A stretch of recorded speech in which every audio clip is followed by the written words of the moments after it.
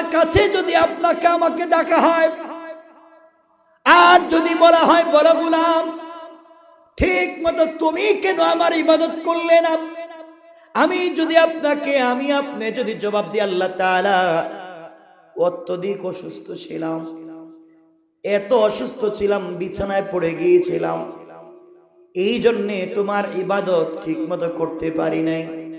আয় আল্লাহ, ঠিক মতো সালাত পড়তে পারি নাই, ঠিক মতো হালাল খাবার খেতে পারি নাই, ঠিক মতো তোমার নাম জপ করতে পারি নাই অসুস্থতার কারণে। আল্লাহ তোমার আমার সামনে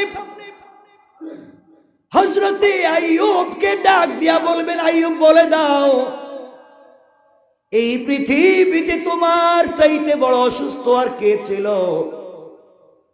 যে আইয়ুবের মাথার চুলের গোড়া থেকে পায়ের পাতা পর্যন্ত অসুস্থ, পচে দুর্গন্ধ হয়ে গিয়েছে, বডি থেকে এক একটা করে পোকা পড়তেছে, শরীরের গোশত শরীরের চামড়া সবগুলা পোকা খেয়ে ফেলবার পরে যখন হাড্ডিতে মুখ লাগিয়েছে, আইয়ুব ব্যথায় কাতরে উঠলেন, চিৎকার করে বলছেন আল্লাহ তাআলা শরীরে এক টুকরা গোশত নাই, চামড়াও নাই, হাড্ডি পর্যন্ত পোকায় মুখ দিয়েছে, বড় শক্ত করে কামড় দেয়, শরীরে গোশত পায় না, এই জন্য বড় শক্ত করে কামড় দেয়, ব্যথা হয়। আয় আল্লাহ, যত কষ্ট হোক না কেন তুমি আমাকে এতটুকু সুযোগ দাও, এই কষ্টে পড়ে যেন তোমার নামের জিকির আমি ছেড়ে না দে। আল্লাহু আকবার।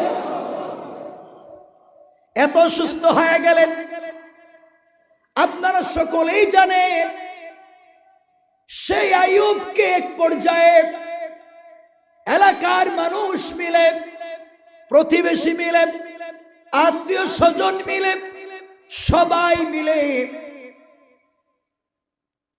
তারা সবাই তাকে জঙ্গলে ফেলে দিলেন, ময়লা কাপড় দিয়ে ধরে জঙ্গলে ফেলে দিলেন। 1 কিলোমিটার থেকেও বেশি জায়গা আইয়ুব আলাইহিস সালামের শরীরের দুর্গন্ধ ভরে যায়, কেউ কাছে যায় না। কত বড় পরীক্ষা, স্ত্রীরা পর্যন্ত চলে গিয়েছে, কেউ তার কাছে নাই।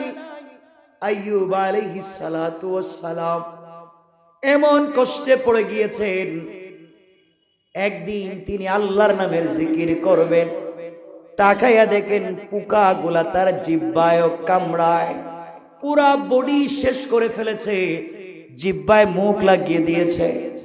এবার আইয়ুব আল্লাহকে ডাক দিয়ে বলেছেন, আল্লাহ এত কষ্টে পড়েছি, এত ব্যথা অনুভব করেছি, তোমার কাছে কোনো অনুযোগ নাই, অভিযোগ নাই। আয় আল্লাহ তাআলা, এই মুহূর্তে দেখতেছি পোকাগুলা আমার জিহ্বায় কামড় দেয়, আল্লাহ পুরা বডি খেয়ে ফেলেছে, আমার কষ্ট লাগে না, তুমি জিহ্বা ভালো রেখেছিলা, এই জিহ্বা দিয়েও তোমার নামের জিকির করতে পারছি।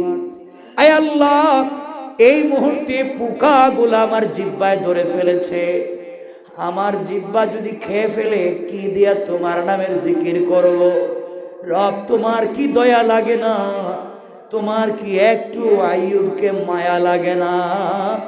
সব চলে যাক, আমার আপত্তি নাই, জিহ্বাটা রেখে দাও, আমার প্রয়োজনে নয়, আমি যেন মৃত্যুর আগ পর্যন্ত এই জিহ্বা নাড়ায়া নাড়ায়া তোমার নামের জিকির করতে পারি। বলেন সুবহানাল্লাহ। আল্লাহ খুশি হয়ে গেলেন, অনেক লম্বা ইতিহাস, রব খুশি হয়ে গেলেন, লম্বা ইতিহাস। আইয়ুবকে সুস্থ করে দিলেন, যা হারিয়ে ফেলেছিলেন আল্লাহ সব তাকে দিলেন, সেটা লম্বা ইতিহাস, আমরা সেই দিকে কথা বলতে চাই না। আল্লাহ রাব্বুল ইজ্জত ওয়াল জালাল আমাকে আপনাকে যদি দাঁড় করে বলেন, গোলাম রে করলে না কেন ইবাদত, আমি আপনি যদি বলি অসুস্থ ছিলাম বিছানায়, এই জন্য ইবাদত করতে পারি নাই। আল্লাহ তাআলা আইয়ুবকে দাঁড় করাইয়া দিবেন আর বলবেন তুমি তো আইয়ুবের চাইতে বড় অসুস্থ ছিলা না। আমার আইয়ুব যদি এত অসুস্থ হওয়ার পরেও 1 মিনিটের জন্য আমি আল্লাহকে ভুলে গেল না, তুমি কেমনে ভুলে গেলা? তুমিও তো আইয়ুবের মতো মানুষ ছিলা। এই জন্যে কোনো কারণ দেখাইয়া কিয়ামতের দিনে বাঁচা যাবে না। আপনি যদি বলেন আমার সকল ব্যবসা ধ্বংস হয়ে গিয়েছে, আমি পাগল হয়ে গিয়েছিলাম, সবগুলা ব্যবসা নষ্ট হয়ে গিয়েছে, আমার স্ত্রী আমাকে ছেড়ে চলে গিয়েছে, আমার সন্তানগুলো হঠাৎ রোড অ্যাক্সিডেন্ট করে মরে গিয়েছে, অথবা পানিতে ডুবে মরে গিয়েছে, অথবা আগুনে জ্বলে মরে গিয়েছে, অথবা আমার বাচ্চাগুলো আমাকে ছেড়ে চলে গিয়েছে, আয় আল্লাহ এই পেরেশানিতে তোমার ইবাদত করতে পারি নাই। আল্লাহ আইয়ুবকে আবার দাঁড় করাবেন আর বলবেন শোনো রে মানুষেরা, আমার আইয়ুব যখন অসুস্থ হয়ে গেল, তার সকল স্ত্রীরা তাকে ছেড়ে চলে গেল, কেউ কাছে যায় না। ইতিহাসে পাওয়া যায় একজন স্ত্রীর কথা, যার নাম রাহিমা। ওটা লম্বা ইতিহাস, ওদিকে যেতে চাই না। সব স্ত্রীরা চলে গিয়েছে, এমনকি তার সমূহ সম্পত্তি ধ্বংস হয়ে গিয়েছে, ছাই হয়ে গিয়েছে। হাজার হাজার কোটি কোটি কোটি টাকার সম্পত্তি ছাই হয়ে গিয়েছে। আইয়ুবের সকল ছেলে মেয়েরা মরে গিয়েছে, আইয়ুবের সকল ছেলে মেয়েরা মরে গেল, সবগুলা সম্পত্তি ধ্বংস হয়ে গেল, সবগুলা স্ত্রী চলে গেল। আমার আইয়ুব বাবাকে ছেড়ে চলে গেল না, আমিও আমার আইয়ুবকে ছেড়ে দিলাম না। বলো রে বান্দা, কেন তুমি আমাকে ছেড়ে দিলা? এইভাবে কোনো কাজ দেখায়া কিয়ামতের দিনে আল্লাহর আদালত থেকে বাঁচা যাবে না। এই জন্য 2 হাত জোড় করে বলছে মুসলমানেরা, আল্লাহর আদালতে কোনো কাজ দেখায়া কোনো কারণ দেখায়া বাঁচা যাবে না। একমাত্র কেবলমাত্র যদি আল্লাহর কদমে পড়ে যায়, আল্লাহকে সন্তুষ্ট করতে পারি, আল্লাহর ভালোবাসা নিয়ে যেতে পারি। গোটা দুনিয়া যদি আমার বিরুদ্ধে চলে যায়, পুরা সৃষ্টিও যদি আমার বিরুদ্ধে চলে যায়, কেউ যদি আমাকে পছন্দ না করে, সবাই যদি আমাকে দূর দূর করে তাড়িয়ে দেয়, আর আল্লাহ তাআলা যদি আমাকে তার কলিজা দিয়ে ভালোবাসে, হেদায়েতের পথে পরিচালিত করে দে, আল্লাহ বলছেন গোলাম রে, আমি আল্লাহ কথা দিলাম। এরপরে আয়াতে বলছেন লাহুম দারুস সালামি ইনদা রাব্বিহিম وهو وليهم بما كانوا يعملون। আল্লাহ রাব্বুল ইজ্জত ওয়াল জালাল বলেছেন গোলাম রে, তুমি যদি আমার পথে চলতে পারো, আমাকে ভালোবাসতে পারো, সবাই ছেড়ে দিতে পারে, তুমি যেভাবে আমাকে এই দুনিয়ায় ছেড়ে দেও না, কিয়ামতের দিনও আমি তোমাকে ছেড়ে দেব না। দুনিয়ায় সবাই যদি তোমাকে ছেড়ে দে, আঘাত করে কষ্ট দে, একমাত্র আমাকে যদি সন্তুষ্ট করতে পারো, কিয়ামতের দিনে পুরা সৃষ্টির সামনে আমি আল্লাহ তোমার নাম ধরে দাঁড় করাইয়া, আমি রাসূলে পাকের নিজ হাতে হাউজে কৌসারের পানি পান করাইয়া, আমার আরশে আজিমের ছায়ার নিচে জায়গা দিয়া, বিনা হিসাবে তোমার জন্যে আমার তৈরি দারুস সালাম রেখে দিলাম। আল্লাহু আকবার, জোরে পড়ে। এই জন্য মনে রাখবেন, চলার পথে সন্তুষ্ট করতে হবে কারে? সবাই বলছেন না কাকে? আওয়াজ করে বলেন কাকে? আমরা তো শুধু আমি যদি বসকে খুশি করতে পারি তাহলে হয়তো প্রমোশন হবে, লিডারকে যদি খুশি করতে পারি এলাকার দায়িত্ব দিবে, এই তো। আপনারা কি বিশ্বাস হচ্ছে না আমার কথা? বিশ্বাস হচ্ছে না? এই তো আমরা আছি দুনিয়ার মানুষকে খুশি করতে ব্যস্ত। দুনিয়া দুনিয়া দুনিয়া দুনিয়া, মানে রাখবেন, চক্ষু বন্ধ করে দেখেন কিছু নাই।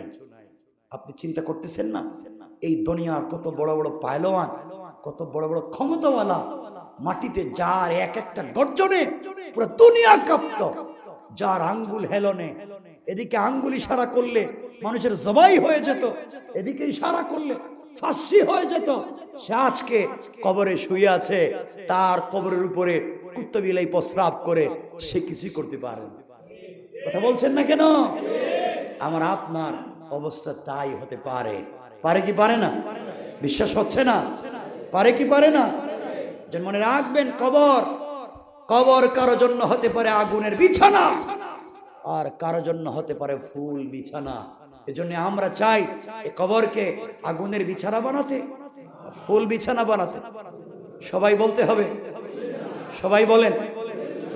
কিসের বিছানা? তাহলে ওজনে কম দিব? বললেন না। ওজনে কম দিব? কাউকে ডেট ওভার ঔষধ দিব? ডেট ওভার জিনিসের উপরে আবার নিজের হাতে ডেট লাগাই দিব? এটা করে কে? সবই তো না করে কে?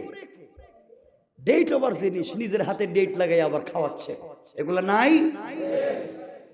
সব না, করে কে এগুলা?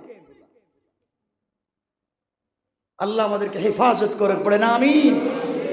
আপনি ওভার ডেট জিনিসকে ডেট লাগাইয়া বিক্রি করে তাহাজ্জুদ পড়ে কান্না করে লাভ নাই। মনে রাখবেন, আল্লাহকে ওয়াস্তে বলছি, পাবলিককে ঠকে 1000 বার সাজদা করে লাভ নাই, কবুল হবে না। আপনি মনে রাখবেন, 1000 কোটি টাকা আল্লাহর রাস্তায় দান করার চাইতে 1 টাকা ঋণ পরিশোধ করা 1000 গুণ বেশি সওয়াব। আমি ঠিক জেনে বলতেছি, সুবহানাল্লাহ কোন, আল্লাহু আকবার কোন। এজন্য আমাদের কাজ কি? শুধু পাবলিককে দেখাইয়া দান করব, আর নিজের উপরে মানুষের ঋণ আছে এটা দিতে নাই। আমরা ঋণ দেই না, আমরা পাবলিককে দেখাইয়া দিতে রাজি। এজন্য আমরা সবাই ঋণী, কোনো না কোনো ভাবে কারো না কারো কাছে আমরা ঋণী। পয়সার ঋণী, ব্যবহারের ঋণী, মা বাবার কাছে ঋণী, ভাই বোনের কাছে ঋণী, সমাজের কাছে ঋণী, দেশের কাছে ঋণী। ঋণ পরিশোধ করে কবরে যাও। যে যার লাইনে ঋণ আছে পরিশোধ করে কবরে যাও, ইনশাআল্লাহ আল্লাহ কবুল করে, বলেন আমিন। তাহলে আল্লাহর কাছে আমি এটার কারণে পারিনি, ওটার কারণে পারিনি, এগুলা বলে বাছা? বলেন না, যাবে? যাবে না। এই জন্য এই পৃথিবীতে খুশি করব একজনকে, তিনি কে? তাকে খুশি করা বড় সহজ, পৃথিবীর মানুষকে খুশি করা কঠিন। আপনি পুরা জিন্দেগি, আমি তো বারবার বলি, পুরা জিন্দেগি পরিবারের জন্য করেন, খুশি করতে পারবেন না। আপনি আপনার ছেলে মেয়ের খবর নেন, আপনি পুরা জিন্দেগি রাত দিন গাধার মতো খাটুনি দিয়া আপনি আপনার পরিবারের জন্য কাজ করেছেন, পুরা 50টা বছর। ডায়াবেটিস, এখন প্রেসার, আপনার কোলেস্টেরল, কত রোগ হয়েছে, শুধু পরিবারের চিন্তা করতে করতে। একটা বাড়ির দরকার, একটা ভালো গাড়ির দরকার, একটা ভালো থাকবার জায়গার দরকার, বাচ্চাদের ভালো স্কুলের দরকার, স্ত্রীকে খুশি রাখা দরকার, মা বাপকে খুশি রাখা দরকার। কত নাটকে না জীবনে করলেন, সব নাটকই শেষ হলো। আপনার স্ত্রী একদিন বলবে, আপনি আমাদের জন্য কি করছেন? সব তো আপনি আপনার ভাই বোনের জন্য করছেন। কথা বলেন না কেন? ভাই বোন বলবে, আপনি আমাদের জন্য কি করছেন? জিন্দগিতে যা করছেন সব আপনার ছেলে মেয়ের জন্য করছেন। ঠিক কেনা বলেন? আপনার এদিকেও নাই, আপনার এদিকেও নাই, শুধু দিলেন আর দিলেন। শুধু কথা রাখলেনই আপনি, কেউ আপনার কথা রাখলো না, কেউ আপনার কথা রাখবেও না। আপনি মনে রাখলেন, একদিন বড় হয়ে আপনি আজকে যার জন্য কষ্ট করলেন, সন্তান বড় হয়ে দেখবেন হয়তো তার বন্ধু বান্ধব নিয়ে, তার পরিবার নিয়ে, তার স্ত্রী নিয়ে, তার সন্তান নিয়ে সে ব্যস্ত, আপনাকে সময় দিচ্ছে না। এই যে কয়েকদিন আগে, আমি নাম বলবো না, একটা রিপোর্ট দেখলাম এবং একটা টেলিফোন কল শুনলাম। এই যে কয়েকদিন আগে একজন ব্যাংকের বড় অফিসার রিটায়ার্ড করেছেন, রিটায়ারমেন্টে যাওয়ার পরে তার সবগুলো সম্পত্তি ছেলে মেয়ের নামে উল করেছে। সব ছেলে মেয়েরা ওনাকে বৃদ্ধাশ্রমে রেখে দিয়েছে। উনি সাকারাত হচ্ছে, ওনার সাকারাত হচ্ছে। বৃদ্ধাশ্রমের লোকেরা তাকে অক্সিজেন দিচ্ছে, সাপোর্ট দিচ্ছে, বৃদ্ধাশ্রমের লোকেরা। কিন্তু সন্তানকে টেলিফোন করা হলো, আপনি কোথায়? আপনার বাবার তো এই অবস্থা। আমি অফিসে ব্যস্ত। আপনার বাপকে আপনি দেখতে আসবেন না? আমি অফিসের কাজ ফেলে আসতে পারবো না। আপনার বাপ তো মারা যাচ্ছেন। বলতেছে, আপনাদের এখানে কি লাশ গোসলের জায়গা নাই? দাফনের ব্যবস্থা নাই? সন্তান বলছে বাপ তাকে পড়িয়েছেন, বিশাল এক অফিসার, সে যাচ্ছে না সেই পরিচয়ে, বিশাল অফিসার।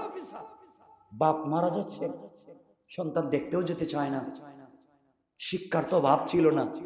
এই যেই শিক্ষা বাপকে বৃদ্ধাশ্রমে রেখে দেয়, যেই শিক্ষা মাকে পোশাক দেয় না, যেই শিক্ষা পরিবার থেকে বিচ্ছিন্ন করে, যেই শিক্ষা আল্লাহ পর্যন্ত পৌঁছে দেয় না, যেই শিক্ষা রাসূলের আদর্শ শিক্ষা দিতে পারে না, সেটা সুশিক্ষা হতে পারে না, সেটাই হচ্ছে কুশিক্ষা, সেটাই জাতিকে ধ্বংস করে দেয়। ঠিক কিনা বলে? মনে রাখবেন, যে শিক্ষা মা বাপকে পরিচয় করতে পারছে না, সন্তান পরিচয় দিচ্ছে না মা বাপের। আপনারা জানেন, আপনি আমার ভাই আশরাফ ভাইও জানেন, এই গেল 2-1 বছর আগে এই এখানে এই ময়লা যেখানে ফেলে রাখে, এখানে একজন মহিলাকে ফজরের পরে ব্যাগের মধ্যে, একজন বৃদ্ধা ব্যাগের মধ্যে ফেলে রেখে গেছে তার সন্তানের। মাকে নিতে চায় না, মাকে সন্তানেরা নিতে চায় না, বাপকে নিতে চায় না। অথচ মা বাপ সব করলো, এই পৃথিবীর আলো বাতাস দেখালো, আজ মা বাপ তোমার কাছে বোঝা হয়ে গেল, তাদেরকে দেখতে পারো না। মনে রাখবে, একদিন তোমারও আসবে, সেম কন্ডিশন তোমারও হবে, তখন কাউকে খুঁজে পাবা না। আল্লাহকে ওয়াস্তে এই জন্য যার যতটুকু যেখানে হক, তার হক তাকে পৌঁছে দাও। মা বাপকে ভালোবাসো, স্ত্রীকে ভালোবাসো, সন্তানকে ভালোবাসো। এখন অর্থ হলো কেমনে ভালোবাসবো? মাকে মায়ের মতো, বাপকে বাপের মতো, স্ত্রীকে স্ত্রীর মতো, সন্তানদেরকে সন্তানের মতো, যে যার মতো প্রাপ্য তাকে তার মতো ভালোবাসা দিন, সুসন্তান হিসেবে গড়ে তুলুন। আল্লাহকে, আল্লাহর দাসত্ব গোলামি শিক্ষা দিন এই সন্তান। আর যেই হোক আপনার জন্য দোয়া করবে না, আপনার জাহান্নামের কারণ হবে না। বৃদ্ধ বয়সে আপনার খেয়ে, আপনার থেকে, আপনার টাকায় বানানো বাড়িতে ঘুমিয়ে, আপনার অফিসের চেয়ারে বসে আপনাকে সন্তান বৃদ্ধাশ্রমে দিবে না। ঠিক কিনা বলেন? এগুলো হচ্ছে কি হচ্ছে না? এখন কথা বলেন, হচ্ছে কি হচ্ছে না? হচ্ছে। মানুষ, আমরা যত উন্নত সোসাইটি আমরা চিন্তা করতেছি আর বলতেছি, দেখেন না উন্নত সোসাইটির অবস্থা, দেখেন না পৃথিবীর জান্নাত খ্যাত দেশগুলোর অবস্থা, যেখানে ফ্যামিলি বন্ডিং নাই, মা বাবার সঙ্গে সন্তানের পরিচয় নাই, যে যার মতো করে চলছে, আল্লাহকে চিনতে পারতেছে না, রাসূলের আদর্শ শিখতে পারতেছে না, যে যার মতো করে চলছে, কিয়ামতের দিন জবাব দিতে হবে। মানে রাখবেন, সন্তান জন্ম দিলেই শুধু হয় না, সন্তান জন্ম দিলেই পিতা হওয়া যায় না। সন্তান সব প্রাণীরই জন্ম দেয়, কুকুরও সন্তান জন্ম দেয়, মানুষও সন্তান জন্ম দেয়। সন্তান জন্ম দিলেই পিতা হওয়া যায় না, যতক্ষণ পর্যন্ত সন্তানকে সুশিক্ষা না দিবেন। ঠিক আছে তো ইনশাআল্লাহ? বলেন না ইনশাআল্লাহ? এজন্য কিয়ামতের দিন কোন কাজ দেখিয়ে কাজ হবে হবে? আপনি অসুস্থ, আপনি ইবাদত করতে পারেন নাই, রুকু ঠিক মতো করতে পারলেন না, আল্লাহর নামের জিকির করতে পারলেন না, কি মনে করছেন আমি আপনি বাঁচতে পারবো? আপনি বলছেন না কেন সেটা? বাঁচতে পারবো? বাঁচতে পারবো। এই পৃথিবীতে আমার সম্পদ বেশি, আমার অনেক দৌড়াদৌড়ি থাকে, আমার কাজ কাম থাকে, অফিস আদালত থাকে, এজন্য আমি সময় দিতে পারিনি, ইবাদত করতে পারিনি। এই কথা বলে বাঁচা যাবে? বাঁচা যাবে? আপনি কিয়ামতের দিন বলবেন যে আমি তো পারলাম না, মানুষ আমাকে কষ্ট দেয়, গালি দেয়, এজন্য দিনের দাওয়াত দিতে পারি নাই। রাস্তায় বাইরে হলে মানুষ আমারে কালিমার কথা বললাম, কালিমাটা পড়ো, নামাজে আসো, হালাল খাও, হারাম খাইও না, এ কথা বলে মানুষ আমাকে গালি দেয়। গান বাজনা কইরো না, শয়তানি নাফরমানি কইরো না। আজকালকে দেখেন না যে অনেক ডে উদযাপন করি আমরা, দিন উদযাপন করি, আর কত মানুষের কুল খালি হয়ে যায়। কিছুদিন আগে শুনলেন একদিন উদযাপন, এক রাত উদযাপন করতে গিয়ে 31st নাইট কুলের বাচ্চা পর্যন্ত ভয়ে চিৎকার করে মরে গিয়েছে। শুনেননি আপনারা এগুলো? হাজার হাজার পাখিরা আওয়াজ শুনে শুনে মরে যায়। আগুন দিয়ে খেলা, এটা কিসের খেলা রে বাপ? আগুন দিয়া। আল্লাহ আমাদেরকে হেফাজত করুক। সবাই বলেন না আমিন? আমিন তো মসজিদে ঠিকই বলে, বাইরে গিয়ে তো ঠিকই আবার এই কাজই করেন। আমিন তো মসজিদের আইকেই চলে যান, থাকেন যা মন চায় করেন, আমি আমার কাজ করে যাচ্ছি। বাল্লিগু আন্নি বলে আয়া, আমি কথাগুলো পৌঁছে দিয়ে যাচ্ছি, এটা আমার দায়িত্ব ছিল, আর মানা আপনাদের দায়িত্ব। কিয়ামতের দিন আমি আল্লাহকে বলে দিব, আল্লাহ আমি কিন্তু সব বলছি, আমি কিন্তু খুব সুন্দর করে বুঝে বুঝে বলছি, এরা মানে নাই, উল্টা আমার উপরে রাগ করছে।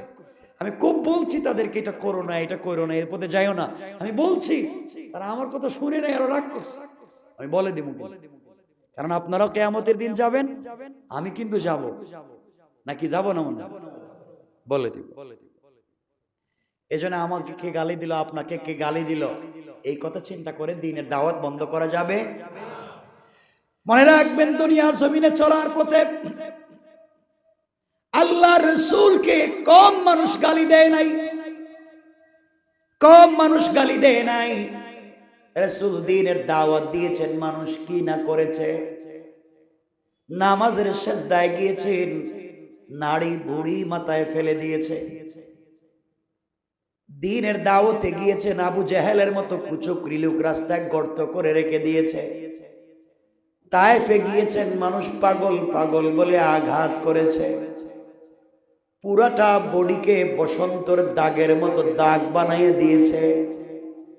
দ্বীনের দাওয়াত দিয়েছেন, মাথায় লোহার কড়া ঢুকিয়েছে। দ্বীনের দাওয়াত দিয়েছেন, দাঁত ভেঙে ফেলে দিয়েছে। এরপরে আল্লাহকে বলেছেন, আল্লাহ সব যদি ভেঙে যায়, কষ্ট যদি আরো পাই, রক্ত যদি আরো চলে যায়, আমি কিন্তু তোমাকে খুশি করতে চাই, আমার জীবন যৌবন জান মাল দিয়ে তোমাকে খুশি করতে চাই। আল্লাহ বললেন, বন্ধুরে আমি শুধু খুশি হয়েছি তা না, আমি আল্লাহ তোমাকে আমার হাবিব কলিজার টুকরা বন্ধু বানিয়ে ফেলেছি। আল্লাহু আকবার। এই জন্য কে আমাকে গালি দিয়েছে, কে আমাকে আঘাত করেছে, এই কথা বলে শুধু সরে গেলেই চলবে না, বেঁচে থাকলে দ্বীনের দাওয়াত দেওয়া লাগবে। যেখানে যে অবস্থায় থাকেন দ্বীনের দাওয়াত দেওয়া লাগবে। আমার বন্ধুগণ, আপনি বললেন আমার স্ত্রী আমারে জ্বালায়, আমার স্ত্রী আমারে পিডায়। কে পিডায়? বউ। এটা বাংলাদেশে নাই? আরে পিডায় বাইর করে দেয়। আমিও তো সাক্ষী আছি, অনেকের নাম তো বলতেছি না, আমি সাক্ষী আছি বলতেছি। বিচার তো আমার কাছেও আসে, মাঝে মাঝে দেখতে দিতে হয়, বউ পিডায় বাইর করে দেয়। এই জন্য আপনি যদি বলেন আল্লাহ তাআলা ইবাদত ঠিক মতো করতে পারে না, স্ত্রী পিডাইছে, আল্লাহ রাব্বুল ইজ্জত ওয়াল জালাল তোমার জায়গায় হযরত লূত আলাইহিস সালামকে দাঁড় করাইয়া দিবেন। লূত আলাইহিস সালাম দ্বীনের সব কাজ করলেন, স্ত্রী বিরোধিতা করত, এমন কি তিনি এই পথে গেলে বউ এই পথে যাইতো। নাউজুবিল্লাহ বললেন না? আল্লাহ তাআলা লূতকে ডাক দিয়ে বলবেন, লূত বলো না, স্ত্রী এত জ্বালাতন করার পরেও কি তুমি দ্বীন ছেড়ে দিয়েছো? আল্লাহ না না, ছেড়ে দেই নাই। আপনি বলবেন, আল্লাহ তাআলা আমার সন্তান ভুল পথে চলে গিয়েছিল, এই সন্তানের টেনশনে ইবাদত করতে পারি নাই, আল্লাহ আপনার জায়গায় নূহ আলাইহিস সালামকে দাঁড় করাইয়া দিবেন। নূহ আলাইহিস সালামের মতো পয়গম্বরের ছেলেও ভুল পথে চলে গিয়েছিল, বহু চেষ্টা করেও আনতে পারেন নাই। আল্লাহ বলে দিয়েছেন নিজেকে বাঁচাও, আগে নিজেকে বাঁচাও। ও আনফুসাকুম, নিজেকে বাঁচানো ফরজ, ও আহলিকুম, পরিবার পরিজন আত্মীয় স্বজনকে বাঁচাবার চেষ্টা করা ফরজ। কথা বুঝছেন নি? নিজেকে বাঁচানো আর অন্যকে বাঁচানো ফরজ নয়, নিজেকে বাঁচানো ফরজ, পরিবারকে বাঁচানো ফরজ নয়, বাঁচাবার চেষ্টা করা ফরজ। কথা বুঝ ক্লিয়ার?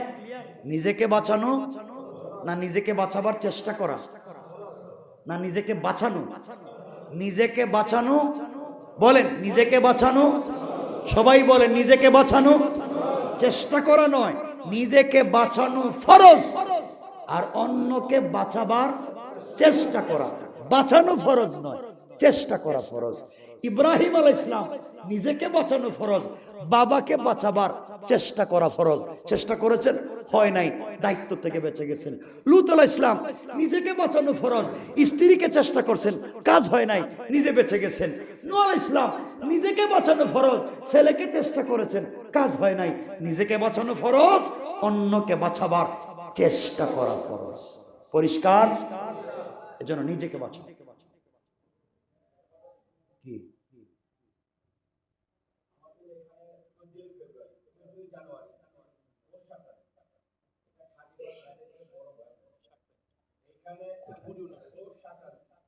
আচ্ছা,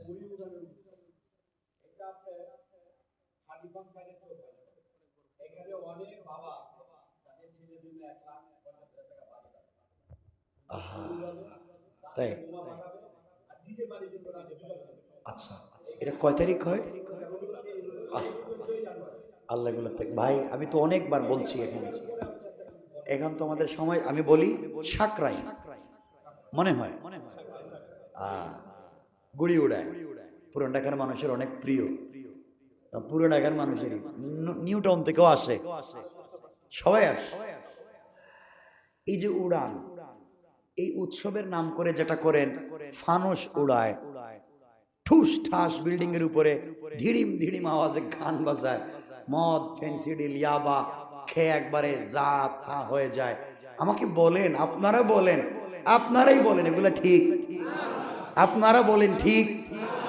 এই যে ভয়ঙ্কর ভয়ঙ্কর ভয়ঙ্কর ওই যে কাজ, গান বাজনা করা, বিল্ডিং এর উপরে পুরা বাড়ির মানুষের বিপদে ফালাইয়া দেওয়া, আর আমরা তো সবাই পশু পশু প্রেম, কই পশু প্রেমিকেরা, ঠুস ঠাস আওয়াজে হাজার হাজার প্রাণী মরে পড়ে যায়, পশু প্রেম কই যায়? শুধু পশু প্রেম থাকে ওই জবাই করার সময়। কেন এগুলো? কেন দেখেন নাই কত হাজার হাজার প্রাণী মরে পড়ে যায়? কেন? এজন্য আল্লাহর ওয়াস্তে হারাম যেটা হারাম, অন্যায় যেটা অন্যায়, আমরা উৎসবের নাম করে গান বাজনা, ডিজে পার্টি, আমাকে আপনারা বলেন এটা ইসলামে হালাল? আপনারা বলেন হালাল? ছেলে মেয়ে একত্রিত হয়ে নাচ বাজনা, গান বাজনা করে, এই যে মদ ফেন্সিডিল ইয়াবা এগুলা খাইয়া উল্টা পাল্টা হয়ে পড়ে থাকা, এগুলা হালাল? বিশাল ভয়ঙ্কর আওয়াজ দিয়ে গান বাজনা, ট্রাকের উপরে ডেক সেট লাগাইয়া পুরো ঢাকা শহর গরম করে দেওয়া, হালাল? কথা বলেন না কেন? গুড়ি উৎসবের নাম করে যদি অনৈসলামিক, অনৈতিক, অসামাজিক, অশ্লীল যত কাজ হয়, আমরা সবগুলাকে না বললাম, আমরা এগুলাকে না বললাম, অন্যায়কে অন্যায় বললাম, আমরা করব না। আল্লাহ যেন আমাদেরকে হেফাজত করেন, সবাই বলেন। আর যারা বলেন না আমি জানি না, আমি বলে দিলাম, কিন্তু এগুলো আমরা করব না। অন্যায় যেটা অন্যায়, মনে রাখবেন আমরা নামাজ পড়ি, আল্লাহকে ডাকি, কিন্তু হারাম কাজ করতে যাব কেন বাবা? যাক, কথা লম্বা হয়ে যাচ্ছে, আমরা আরো কথা বলতে চেয়েছিলাম। এই কথাগুলো আল্লাহ রাব্বুল ইজ্জতুল জালাল বলছেন, আপনি কোন কজ দেখাইয়া কিয়ামতের দিন বাঁচতে, বাবা কেউ বাঁচতে পারবে না। এজন্য আল্লাহর ওয়াস্তে হারামগুলো বাদ দিয়ে দেই না কেন? সব হারাম বাদ দিয়ে দিই, অন্যায় অনাচার। যুবক ভাইদেরকে বলছি, আমিও তো তোমাদের মতো যুবক, কেন এগুলোর মধ্যে কি মজা পাও? তোমাদের মজা পাইলে তো আমরাও থাকার দরকার ছিল। আমাদেরকে কোন জিনিস আটকায় রাখছে? কে বাধা দিছে? কেউ বাধা দেয়নি, এই পৃথিবীর কেউ বাধা দেয়নি। আমি যদি গান বাজনা ডেক সেট লাগাইয়া একবারে ট্রাকের উপরে দুই সাইডটা লাগাইয়া যদি ঢাকা শহরে ঘুরাই, আমরা কেউ বাধা দিব? এই দুনিয়ার কি বাধা দিতে পারবে? পয়সা আমার মন চায় যা করবো, আপনার কি বাধা দিবে না? বাধা দেয় দিল, বাধা দেয় ইমান, বাধা দেয় আদর্শ, রাসূল পাকের আদর্শ। এই আদর্শ আমাকে বাধা দিচ্ছে। তা আমরা তো সকলে মুসলিম, আমরা পারি না রাসূল যা করেননি তা করব না ইনশাআল্লাহ। যুবক ভাইরা আমাকে কথা দাও ইনশাআল্লাহ। যুবক কি 2-4 জন মাত্র পাইলাম? হাত ওঠাও না কেন? সবাই বলেন লিল্লাহি তাকবীর। আল্লাহ আমাদের সবাইকে কবুল করুক, বলেন আমিন। আর মুরব্বী যারা আছেন, আপনারা কি বেঁচে গেলেন? আপনারা বাঁচতে পারবেন না, বিপদে, বহুত ভয়ঙ্কর বিপদে আপনারা আছেন, কারণ বয়স হয়ে গেছে তো। এই সময়ও যদি আপনারা ভালো পথে না আসেন, মহা ভয়ঙ্কর বিপদ। কারণ 40 বছরের পরে মানুষে কিন্তু ভূতে ধরে না, মানুষের জিন্নাত ধরে না। 40 বছরের পরে যেটা হয় এটা তার চরিত্র থেকে হয়। খারাপ পাইয়েন না, মানুষের বয়স হয়ে গেলে অনেকের আমরা এত মেন্টালিটি এত খারাপ হয়, এত রূঢ় হয়, এত শক্ত হয়, ভালো কথারে খারাপ ভাবে। অনেক সময় কিন্তু অনেকের অসুস্থতায় হয়, অনেকের পেরেশানিতে হয়। এই জন্য বাবা, যাদের ছেলে মেয়ে আছো, মা বাপকে সময় দাও, বুঝবাই বয়স। এই জন্য আল্লাহ বলেছেন অবিল ওয়ালিদাইনি ইহসানা, মা বাপের বয়স হয়ে গেলে তাদের প্রতি ইহসান করো, তাদের প্রতি দয়া করো। এরা কিন্তু বুঝতেছে না, এদেরকে জিন ধরে নাই, এদেরকে ভূত ধরে নাই, এরা যে পাগলামি করতেছে, এদেরকে জিন ভূত না, এদের ব্যবহারই এমন হয়ে গেছে। অবিল ওয়ালিদাইনি ইহসানা, এখন এদের প্রতি দয়া করো, যেমন তোমাকে দয়া করেছিল বাচ্চা থাকতে কুলে নিয়া, এখন তুমিও তাদেরকে এভাবে দয়া করো। সুবহানাল্লাহ বলেন। কে শিখিয়ে দিয়েছেন? আল্লাহ আমাদের কবুল করুক, পড়েন আমিন।